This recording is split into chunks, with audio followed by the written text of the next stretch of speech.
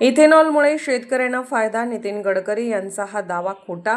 Ethanol फक्त गडकरी यांच्या मुलाच्या फायद्यासाठी, मनसे नेते अविनाश जाधव यांचा आरोप. त्यातून यांना पैसे मिळतात ना, ही सगळी गणितं ही पैशाची आहेत. मी तुम्हाला सांगतो, इथेनॉलच्या नावाने गाड्यांचे इंजिन बदलले गेले. आता इंजिन बदलायचा खर्च काय सरकारने दिला का? गाड्यांच्या कंपन्यांना. त्याचा भूदंड देखील लोकांनाच आला ना.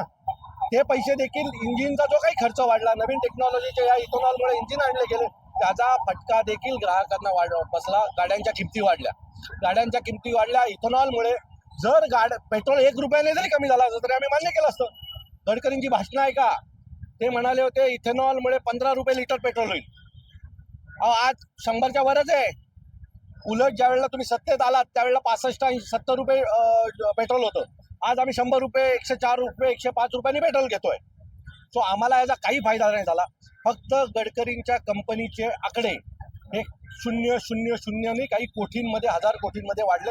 हा एकमेव फायदा गडकरींना झाला. आणि त्याचा दुसरा फायदा शेतकऱ्यांना कुठेही न होता स्ट्रेट कंपन्यांना झाला. जे इथेनॉल बनवतात किंवा ज्याचा चोथा हा ज्या कंपन्या घेतात त्यांना फायदा झाला. शेतकऱ्यांना याचा कुठेही फायदा झाला नाही.